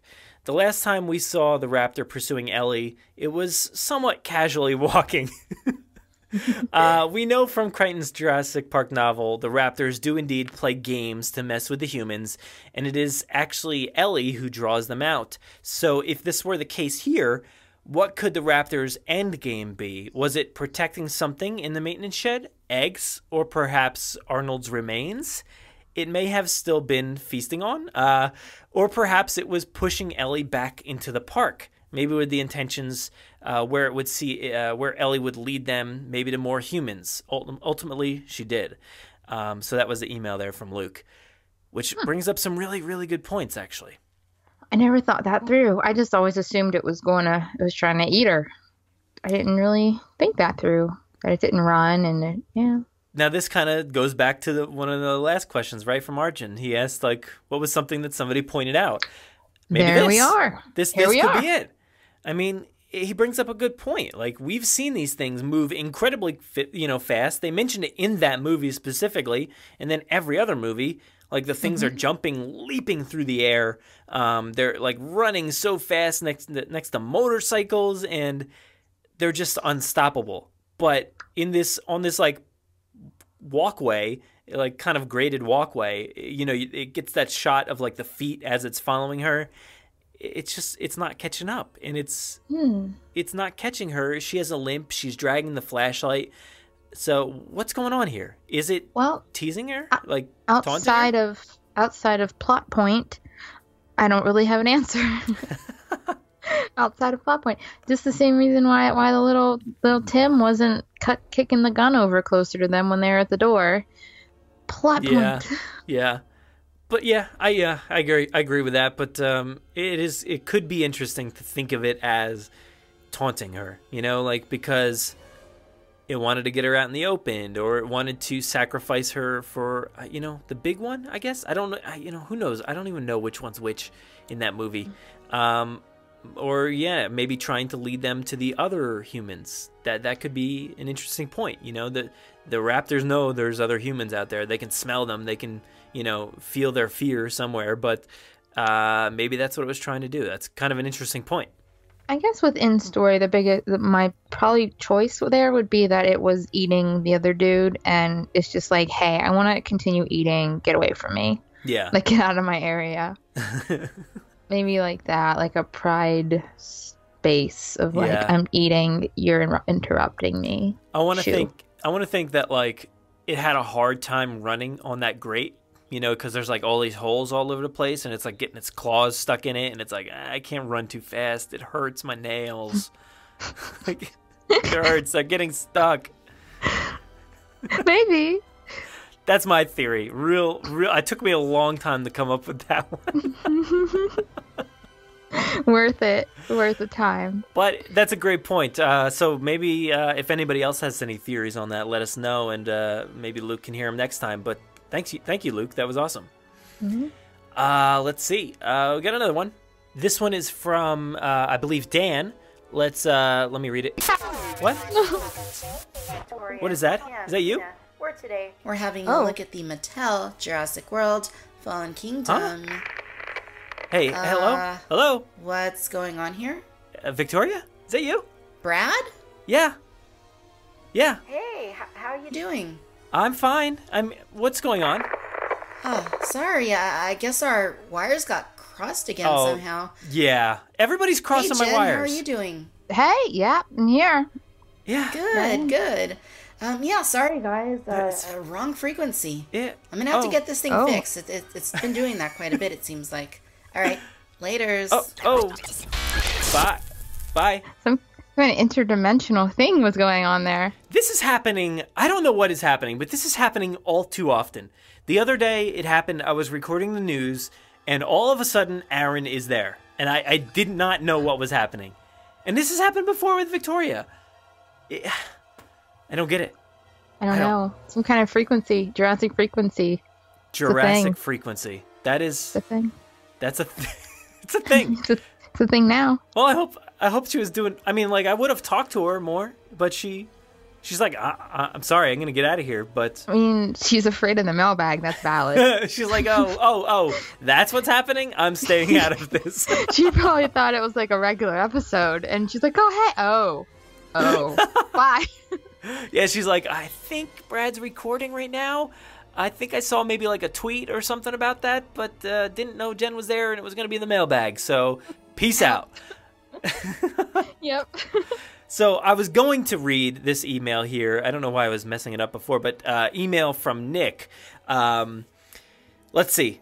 This one says, hey, it's Nick, a.k.a. Klingon007 JP on Instagram. Fantastic recent mailbag. Thank you. I just wanted to say something I love about the Jurassic Park franchise. First off, it has aged so well, and each new film totally feeds off the other, making the story all the more grand. It's nice to hear some people think Jurassic World as a reboot, but others see it as a continuation of the Jurassic franchise. Both views are right.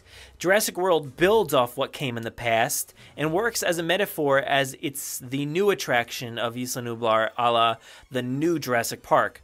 Sure, there are a ton of connections with the first film, as you see the return of Dr. Wu and Rexy. For us fans, we know that they are being heard and appreciated with these connections to the original 3 films. I'm really looking forward to what Jurassic World Fallen Kingdom has to offer. P.S. The awesome thing about this series is that it takes place in real time. The first film does indeed take place in 1993. The Lost World showcases the aftermath of the events and how Malcolm has changed as a person 4 years later in 1997.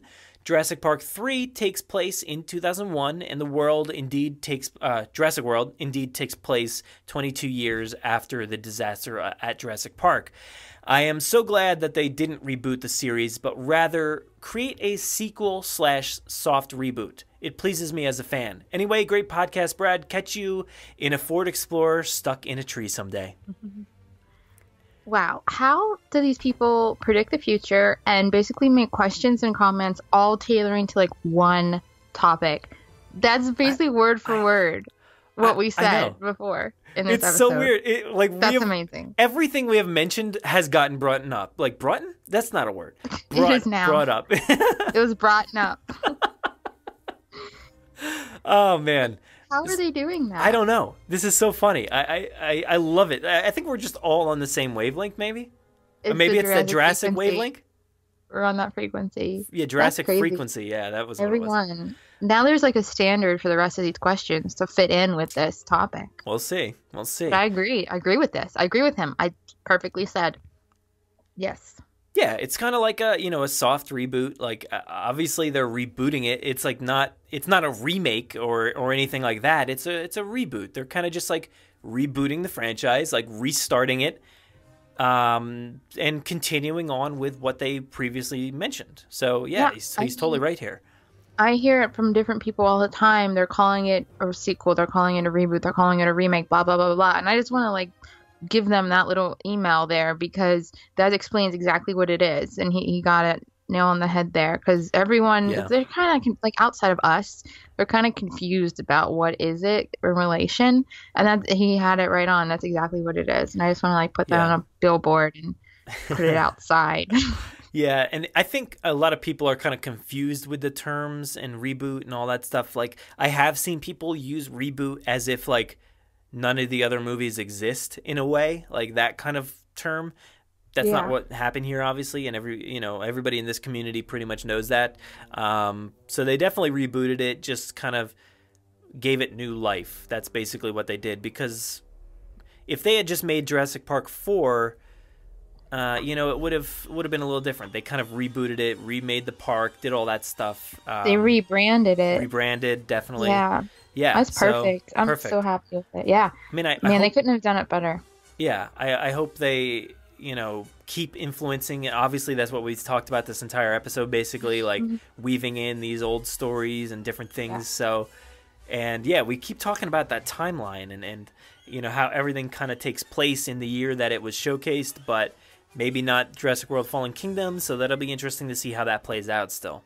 But though, this email just kind of brought up another point of we've been saying that it does lend itself so well for that interweaving, but now that email explains why it lends itself perfectly for that interweaving. So literally this conversation is just being enhanced with every comment and question because they know exactly what we're talking about, and they're just helping us along because we need help.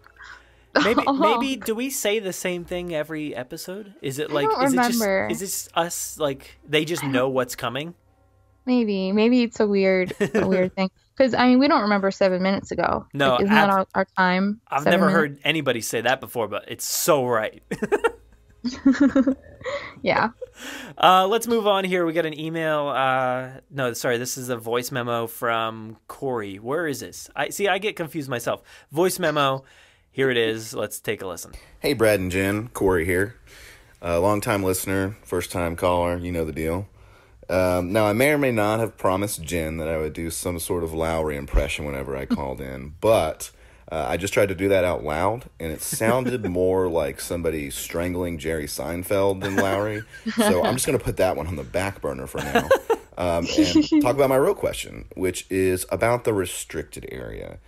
Now, the question I have is, why is it called the restricted area? What? Is it just because there's remnants of the old park back there and the Indominus paddock is back there? Or is it because there's actually free range and roaming dinosaurs out there? It's always been a question I've had ever since I watched the movie. It's because, when we see the scene of Claire and Owen standing at the edge of the waterfall, and Claire starts screaming, and Owen basically tells her to quiet down because it's like they're going to take a walk in the woods 65 million years ago. To me, that says that there might be loose dinosaurs back here, and we need to be prepared for that. Now, when we look at the ankylosaur fight with the Indominus, my first reaction was always that those ankylosaurs were some of those free-range dinosaurs that were back there. They could be just some dinosaurs that got through the fence from Gyrosaur Valley, but I never could pin down a real reason why they called it the restricted area, unless there was actually dinosaurs back there. Now, I know with all the stuff coming out pretty recently from the DPG that InGen went back to Sorna and captured all the dinosaurs there and brought them back to Nublar. That would kind of lead me to believe that, sure, the InGen people probably captured all the dinosaurs on Nublar as well. It wouldn't make sense that they would just kind of leave dinosaurs out there.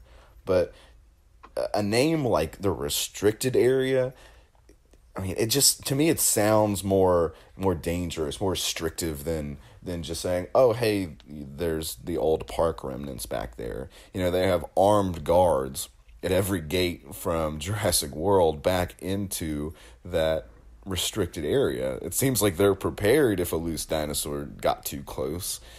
So, I don't know. It's always been an interesting question I've had. Love the show, guys. Tell me what you think, and can't wait for all your next shows. Thanks. Bye. Ooh, his voice is cool. But Yeah. I actually did form in my head, because I get this asked a lot in some place. And I actually formed a really good explanation for this. I don't know if it's right or wrong, but it's right in my head, and I'm going to go with it.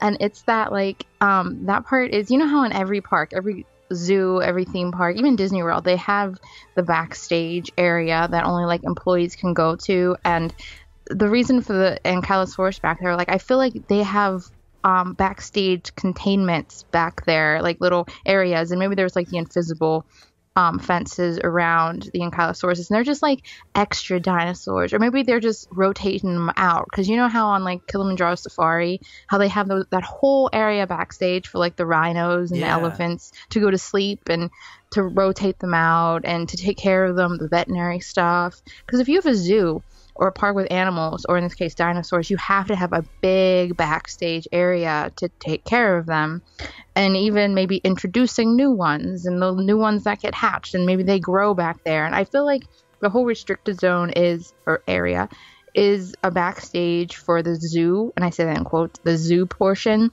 of the park. And I feel like it's called restricted area because guests aren't allowed back there, just like how any theme park, any zoo has restricted access, you know, for only employees to go. So that's what it was called for people and guests, and you're not allowed back here. It's restricted. So that's what I always thought. It was like the backstage animal holding space. I love that. You know, it's kind of like that old thing where, you know, if you're having a hard time figuring something out, you're kind of like, you know, stuck, and you go to the easiest solution, the simplest one, the one that you could just real quick double check, and that's what you just did. Like, nobody's thinking about the easiest solution, which is just, it's the backstage of you know, the zoo. Everybody's we're all trying to come up with some nefarious plan that like InGen had in place, where, you know, they're keeping all these, you know, hybrids or dinosaurs, or you know, loose raptors, or you know, old facilities or something like that. And you just took the simplest route, and I really love that. Actually, I think that's a great it's common sense. I mean, not to give anything away, but I get asked that a lot, and I think like, and I went to the most common sense thing, like why else would there be a lot of space back there? Man, so there you go. It like totally changed the way I think about the movie now. I don't know why. Like, here we go again. Practical. Somebody bringing something up that I've never thought of. And it's a practical thing. You need it. Yeah, you're crazy. Like, this is, you're not kidding when you say that everybody is relating to stuff. Like, we talked about, like, mentioned details that he brought up here, and he brings it up in a new way, and it's awesome. And man, and I really liked your response. I think that's pretty easy, you know, because they have to maintain these dinosaurs. They can't just let them do their own thing. You know, It is a theme park, and they do have to take care of them.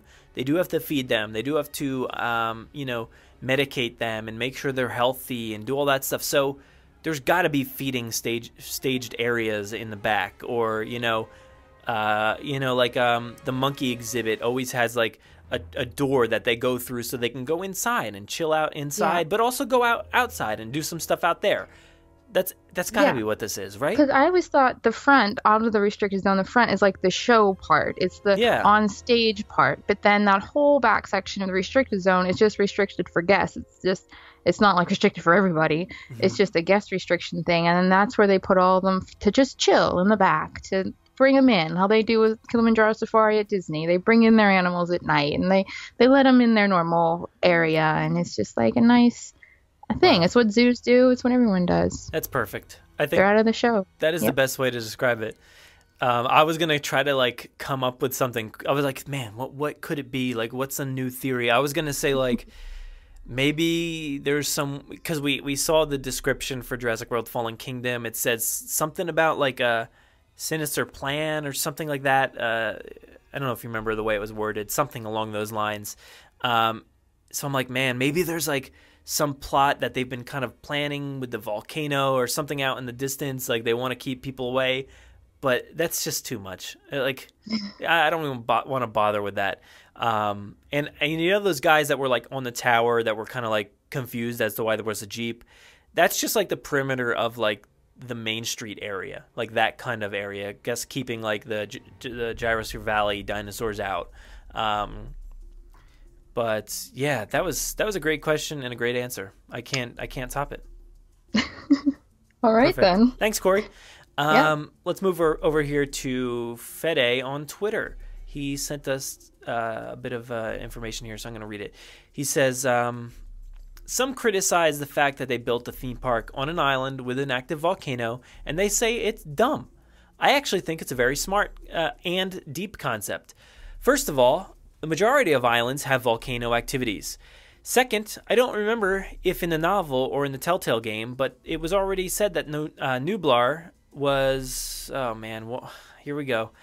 But it was already said that at Nublar, they used geothermal power to make the park work, which is an ecological device that is very productive. Of course, it has its own risks, but it's a volcano that doesn't erupt since thousands of years. You might say it's almost comical how unlucky dinosaurs are. They went extinct 65 million years ago. I lost my place with a catastrophic event, and now the volcano is about to kill them again immediately. Well, it actually makes sense if you think about it. Nature selected them for extinction once, right? Malcolm said they don't belong in our actual world. They're a rape of the natural world today. So imagine nature as an organism, like a human body. Dinosaurs are a thing that had their natural shot. Now they come back like an extraneous element that does not, here we go. And what does the organism do in these cases? It tries to expel it and get rid of it. Here, the volcano erupting to bring balance again in actual nature, it really makes a lot of sense. It's not dumb, it's deep. There it is. Okay, that's interesting. But I like the point he said about how there's volcanoes everywhere and they don't usually erupt. I mean, look at that thing with the geyser, and I don't know, where's that? Yellowstone? Yeah, just recently, right? There was the biggest geyser or something. They're everywhere. Yeah, I mean, they're everywhere, and we're living with them, and we're fine. We're not, like, hiding away. So that brings me to the point where I really think that volcano is erupted on purpose. I think that there's some kind of self-destruct mechanism that was inserted maybe below it, like some kind of dynamite or something. I'm on a weird conspiracy train that someone's wants to set off that volcano on purpose. Like the reason the restricted area is there because there's a nefarious plan to set off the volcano and nobody wants them to see it. I think I was right. Forget about your stupid zoo theory. I don't think Claire or any of them even know that's there. Like maybe Hammond did it or Hammond's people did it. Maybe they didn't even tell him. Like maybe that was a safeguard thing that they did way back in the day. Like just in case. Maybe Mr. Wu. What do I call him? Mr. Wu. How are you? Where did that come from? Maybe Dr. Wu knows about it. Like he's the only one that knows about it because he was there on day one, and like maybe that was just like some kind of insurance thing that Hammond's people did just in case it all went bad. Hey, stick to the simplest thing, right? That's what we're good at here, right? I don't know. Well, that's my thought. I don't know. I don't believe that it would just erupt coincidentally like then. That doesn't seem believable to me. I don't know. I mean, I don't know. I'm starting to think less and less that there is some sort of volcano conspiracy. I don't know. I'm just thinking, the sinister plot is just to take these dinosaurs off for a different reason. And, we've obviously seen that reason in the trailer. So, I don't know. I feel like the volcano, it just so happens, like he said, nature selected them for extinction once again. Poor dinosaurs had their shot. They died. They came back to life. We've got them again. No, sorry guys. You're not supposed to be here. The Earth is going to kill you again. But I don't know. InGen has a different plan in mind. I disagree a little bit. I feel like that's cheapening it, because when I first heard about the volcano, I mean, no one saw that coming after seeing Jurassic World and not knowing anything. All of a sudden, volcano. Yeah, what? Like what? that just seems like so strange that out of nowhere it's just going to erupt and all this stuff is going to happen because of it. I have to believe there's somebody in doing that. It's just too weird. I guess you could take this theory. So, I don't know. Maybe, they're like, well, nobody's going to let us take these dinosaurs off the island. We want to sell these things to the highest bidder. We saw that bidding scene in the trailer. So how can we get these dinosaurs off without anybody looking twice as to what we're doing? Let's set this volcano off somehow. Let's mess with the geothermal power. I can get on board. And so maybe that's like what you're thinking there. Maybe that could work. Yeah, I'm okay with that. I'm on board with that. That would work. And I agree with him that, like, this is not a dumb plot device. Like, there are a ton of people still saying, like, oh, that trailer was so dumb. Just a volcano, just a destruction movie. They showed the climax of the movie right in the trailer, which is so not true. Right. There's a quote or so from The Last Jedi where, you didn't see it, but Luke asks Rey to, like, explain the Force, and she's like, it's a power that Jedis have, and blah blah blah, and he's like, everything you just said is completely wrong. Like, so I kind of think that about a lot of these hot takes that people have, like on Twitter, that they're like, that was the dumbest trailer. I'm like, everything you just said in that sentence was completely wrong. Like, it's not the climax. They didn't just reveal everything. It's not dumb. There's actually more to it. And I like his thoughts here. Good job, Fede. But yeah, that brings us to our last voicemail. So let's move on here. This is from Veronica. Woo. Hey, Brad and Jen. It's me, Veronica. I really love listening to that voicemail intro. It just always makes me smile. And I just wanted to know how you guys felt with all of these teasers of Jurassic World. I haven't really, gotten that hyped up just yet, I guess because we're not near the time. But I just wanted to know, on the scale of, 1 to, 10, I guess, how excited are you guys? I know, when Jurassic World came out, the first part, I, saw the trailer. Well, actually, me and Amy had a competition of how many times we've seen the trailer. But I have to say that I've been slacking this time around, and I just want to know, how often do you guys rewatch the trailer? What are you doing to get yourself so hyped up for the movie? And then, the last thing I wanted to share before, your voicemail decided to cut out on me, Brad, was that, do you guys ever find yourself quoting, scenes from Jurassic Park or any of the movies? This happened the other day. I was with my boyfriend, and his roommate stepped outside, and it was really quiet. And then they came back in, and there was wrestling, and I whispered to him, when Lex whispered to Tim in the kitchen, I was like, "You're inside." And we both just started laughing, and then we went quiet again, and then I was just I said again, I was like, "Timmy, what is it?" Just doing all of these quotes and stuff, and I just wanted to know if you guys do that sometimes, or am I just a weirdo? Well, anyways, that's all I have for you guys, and I hope you can hear me, because I am driving. I know I whispered a little low. Anyways, that's all I have for you guys. I will talk to you next month. Bye! Thank you. That was awesome. We could hear you perfectly fine. How excited are we? Well, I've already been through so many pairs of pants. We are so excited for this I don't have to do anything to get me excited. I could just sit here and stare at the floor, and I'm peeing myself. I'm so excited about this film. The toys get me excited. The trailers get me excited. Just the other day, actually, I think I've mentioned before, I'm not good into watching a lot. I don't like the oversaturation thing. I've talked about that many times, so I don't like to oversaturate things that I really like. I like to keep them fresh. And I don't watch the trailer a lot on purpose for that reason. But I just did the other day, I can't remember why, but I got an urge for it, and I was so excited that I just wanted to watch the trailer. So I watched the 2 trailers, the Super Bowl trailer, the first trailer, and the behind the scenes all in a row when I was at work, and I was dying. I was so hyped up, but I've been hyped up for a while. It's just super excited, and I cannot wait. Every day I'm like getting closer with everything that's happening, the toys, the stuff's happening, the interviews are probably coming out here, and just I don't need anything to get me pumped. I am highly pumped. I would say on a scale from 1 to 10, I'm about a 10 million, and it's like 10 million 1 tomorrow, 10 million 2 the next day. I am ready for this.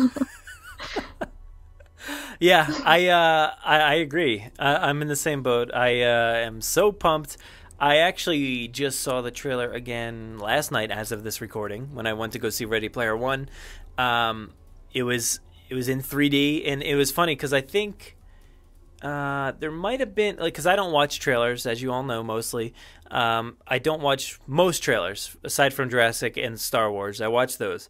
But there was a moment, like, in the theater where they're like, all right, put your 3D glasses on, because they showed a bunch of trailers without 3D, and then I think they showed one trailer, and then I heard the all so familiar, like, the record scratch, and, like, you know, they're setting the record in, and then the music comes on, that, like, dun dun dun dun dun dun, and I'm like, I instantly bring the 3D glasses off my lap, throw them on, and I'm watching, and I'm like, this is the best moment ever, because it's on IMAX screen, it's huge, it's in 3D. It was so incredible, and I hadn't watched it in, like, maybe a few weeks or so, but I was so pumped, and, like, and it just got me thinking about all those haters, like, for the trailer, like, because it was that trailer that everybody says is so dumb and all that stuff, and man, all these voicemails and emails tied together. But, like, I was watching that T-Rex roar and specifically thinking about that one tweet where the person's like, I can't believe they showed the T-Rex roar, it's the climax, blah, blah, blah. And I was watching that, thinking that tweet, I'm like, this is one of the best things I've ever seen. Like, I love this scene. I love this scene so much. And it like made me almost tear up. And it was so good. In 3D, it just looked incredible. And I was like, man, I'm ready. Like, I need to see this movie. And you know, usually I'm good with not watching trailers. Like, Infinity War, the whole Avengers, you know, culmination here is like, I haven't watched any trailers. But if there was one trailer to, like, make me break, that was it. Like, I would have watched that, but I didn't. I like, stay strong. I'm like, I can do this. I am so hyped for that movie, and I haven't seen anything. So it's weird how it all works. Like, whether you watch a trailer or you don't watch a trailer, at least for Avengers, I haven't seen a single bit of footage, but I'm still super hyped, and I've seen everybody else be super hyped, and it kind of feeds off of that. And I don't know, maybe you're working the same way, Veronica, with everybody else being so hyped up about it, that you maybe could feel that as well, even if you aren't watching the trailers. But yeah, I like to try to revisit the trailers every so often. I haven't seen that behind the scenes thing in maybe since it came out, like around that week. Like, I don't know, I haven't really watched that much. Yeah, I mean, the trailers, I like them, but the way that I don't want to get used to them is that if you watch them so many times, they become so ingrained in your mind, and as soon as you see the movie, your mind doesn't see the movie, it sees a trailer scene. Oh, this was from the trailer. Oh, I already saw this. Oh, it becomes so familiar. Yeah. And and then you just hook up the sides of the scene attached to what you already know in the trailer, and I just hate that, and I don't want that to happen at all. Yeah. So not only am I afraid of this oversaturation, I'm afraid of it after I see the movie. Like, even the regular Jurassic World trailers, I don't really watch that much because I want them to stay new, even though you've seen the whole movie, but the trailer is still kind of new. And with this, I especially don't want to get oversaturated because I don't want to watch the movie thinking, oh, trailer scene, there's another trailer scene. Oh, I already know that kind of thing. But yeah, when you watch it sporadically, like you said, you're like tearing up because you haven't overwatched it. And that's what happened to me the other night. Just the other night, I was at work and I watched all three together. And yeah, by the end, even by the middle, you just like your cells are just like vibrating and they're just alive and you're just dying and squeeing everywhere, and it's for real. We're getting that movie and it's gonna be amazing, and that music and that T-Rex roar, oh my gosh, I'm ready. I need nothing to get me pumped. I am pumped from the minute I wake up, and I'm probably dreaming about it. I don't even know. I don't remember my dreams, but I'm probably dreaming about it because I am just so pumped.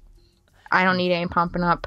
No. I'm there. No, yeah, it's ready. It's time. I mean, we like you said, we have a few more months, but I am so ready. Like this is the fun starting here. It's going to be April, and April's going to have a lot of stuff happening, and then it'll be May, and then we're going to get a ton of stuff before the UK release. So that's going to be in a month for sure.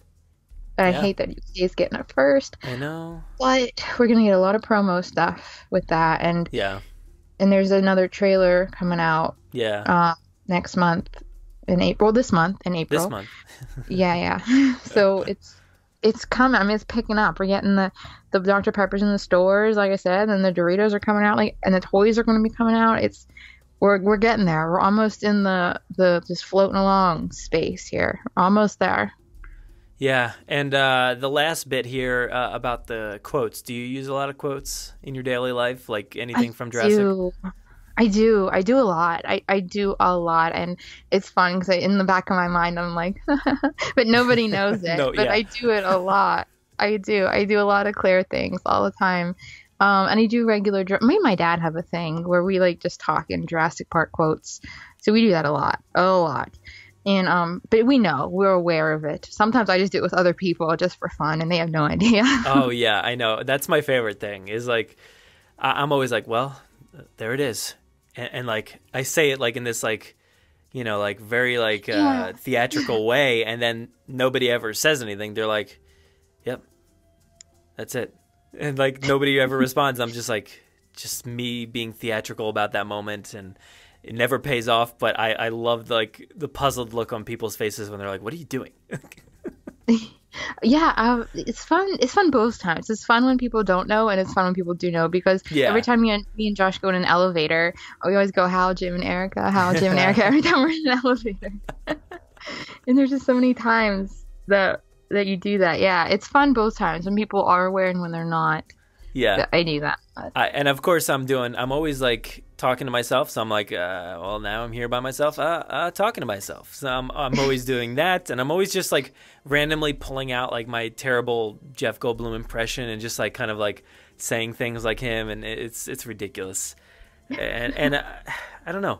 Like I'm in so many chats with different people and constantly talking about Jurassic Park that even I just like say a quote to myself out loud, like for no reason. Oh, you just thought of something that I wanted to build on this Veronica question with you. So she was saying how she's trying to, what do we do to get pumped? Do you think that because we live this every day and I'm constantly looking up things and doing things and you're constantly working on this podcast, do you think that that's why we're so pumped constantly? Because Veronica probably just comes in, does a little question, maybe checks Twitter here and there, and pops back out and goes into real life. But this is our real life. Real life, yeah. What is that like? This is what we do every single day in some capacity.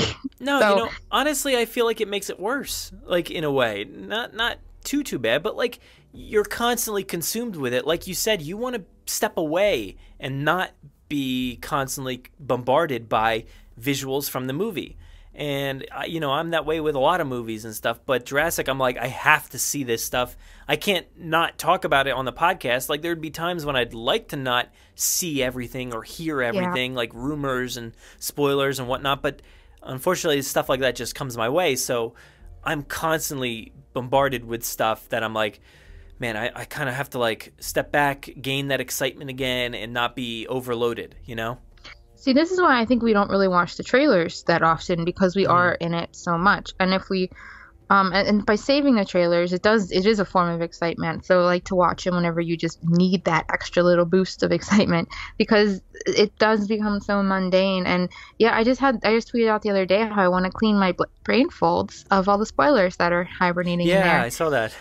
I don't want it. I don't want them. I want them out. I want them out. I want to start over. I want my brain to be clean. I don't want to know what's going on. I don't even want to know I don't even want to know that there's a volcano. Like, I don't want to know anything, but we're already at this point, and we're going to be even more saturated, and it's going to be even worse because the UK comes out first, and so tons of spoilers are going to be happening, and we're going to have to navigate that, and it's going to be so hard. But I bet it is different because we see it every day, and we're around it every day. We can't just go do stuff live our life and then be like, oh, I'm going to watch this trailer a lot and then it's fun. Now I'm going to go live my life again. Well, we can't really do that. The problem too is like, I can't even run away if I tried. Like, yeah, because I literally just said this to my wife as we're eating dinner. I had YouTube on. I just put YouTube on our TV and we're watching a video and somebody just starts going, da na na na na. And I'm like,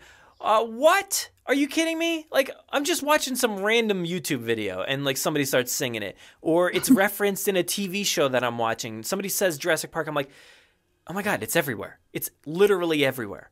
And I can't, like, you can't even escape if you tried, you know? No. People are sending you messages every day. Hey, there's this, there's that, there's this, and there's this new, and this is coming out. And every day it's always, but because we need it. We need to be in the loop. I'm not saying I'm trying to escape, but I'm just trying to say, like, if you just sit down to watch TV, you don't expect to see it or you don't expect to hear it, but that's it pops cool. up, you know, every time. It's like undeniable. It just happens, and I love it. It's just all consuming. I don't watch TV. So there's that.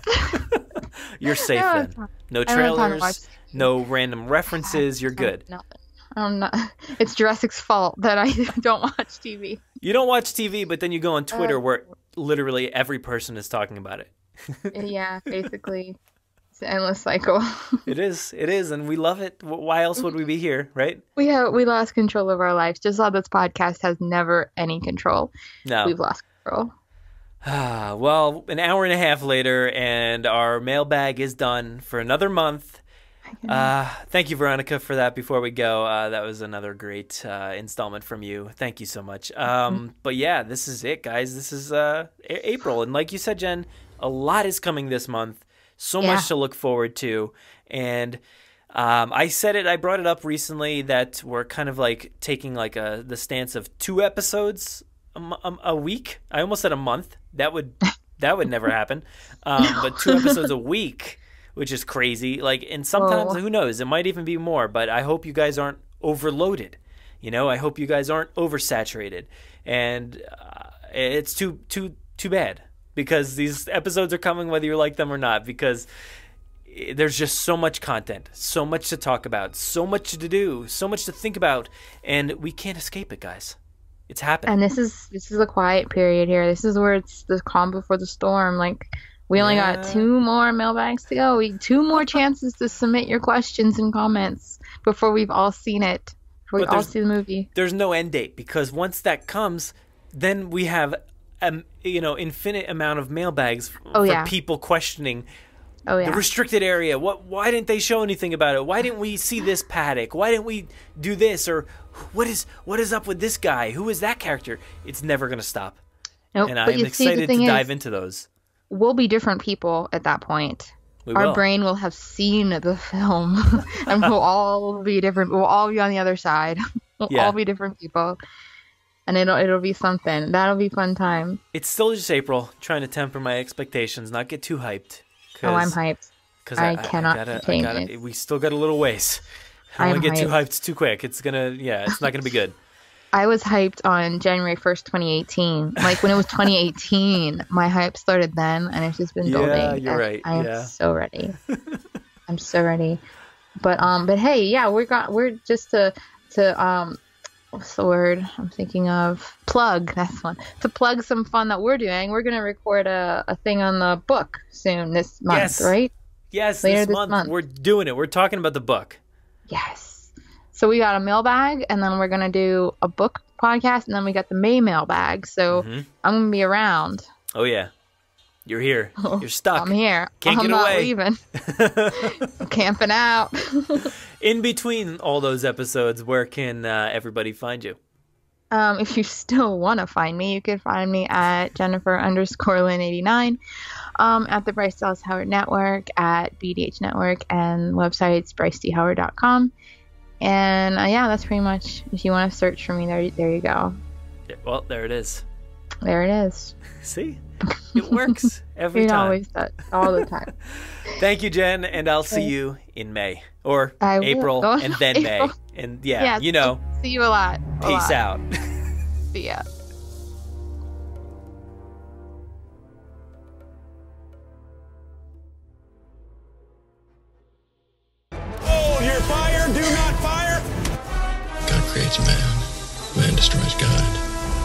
it's dinosaurs.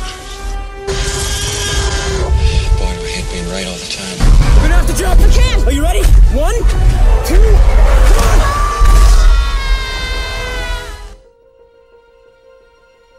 This week in the audio segment, we have a little bit of teasery stuff here from Jeff Goldblum. While speaking with Andy Cohen on his show, he was asked about whether or not Ellie Sattler or anybody else really will ever appear in maybe a sequel down the road. Here's what he had to say. I want to know from Jeff, can you give us any details about what you're doing in the Jurassic Park sequel? And were you being serious when you teased on the red carpet that Laura Dern might be in it as well? Maybe I said too much. I don't know for sure. I can't, about the second part of your question, I can't divulge anything. But maybe. Well, wait, there's another Jurassic Park. Yes, there's going to be another that's based a trilogy. On the ones of the your Jurassic ones. World is a trilogy. Colin Trevorrow directed and wrote the first one. He directed that Jeep commercial that I did on the Super Bowl of me playing the character. He wrote this one that J.A. Bayona directed, in which I play, I have a scene in front of the senatorial committee talking about dinosaurs. And then there's going to be another one, which, you know, some people may or may not be in. That's all I can say. So wow, I mean, I don't know, you know, how much he knows, whether he knows anything about the next film or not. He seems very coy about the entire thing, very sneaky about it, like he does know something, like there are people, maybe Ellie, maybe somebody else coming back in Jurassic World 3. I mean, that would be the perfect time, right? Potentially the culmination of this entire franchise, whether it is the last movie or not, that's unseen, but we could get Ellie Sattler, maybe somebody else. I feel like if it is the last one, you kind of have to return, right? You have to bring back a lot of these people. And after her turn in Star Wars The Last Jedi, why not get her back in Jurassic World 3? If you want to view the video for yourself, head to the link in our show notes. Make sure to visit JurassicParkPodcast.com to find all our past episodes, brand new news articles, information on how to contact us, and much more. It's a great source for everything related to the podcast, and of course, Jurassic Park and Jurassic World. Head to JurassicParkPodcast.com and help us build a great community. Anybody hear that?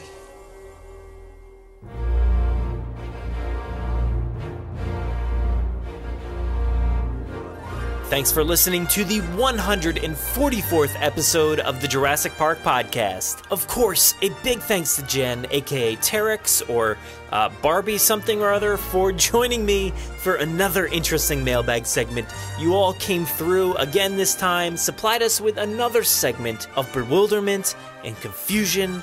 Most of all, thank you again, Jen, for walking with me through the weeds of questions submitted by the coolest listeners around. You're all so awesome. Thank you. I can't forget to thank Aaron for joining me to take a look at some of the recent revelations in the news. It's really nice to have somebody to bounce news off of instead of, you know, just myself. Thanks, dude. If you want to interact with us, we do most of our work over on Twitter at Jurassic Park Pod. We're also on Facebook at facebook.com/Jurassic Park Podcast, and our Instagram handle is at Jurassic Park Podcast. You can listen to us via iTunes, Google Play, Podomatic, YouTube, our website, or wherever else podcasts are found. So make sure to subscribe to automatically get new episodes every week. If you haven't already, please give us a 5-star review in iTunes or a great review wherever you listen to the podcast. It will seriously help out our rankings and make it easier for fans like you to find us.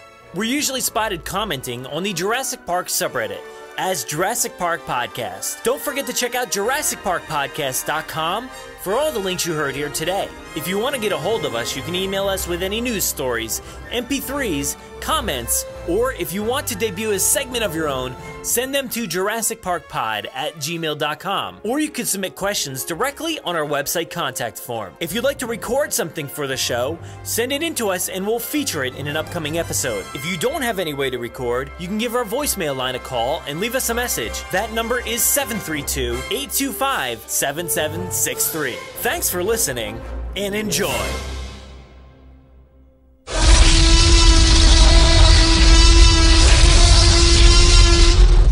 5 minutes. Drop what you're doing and leave now.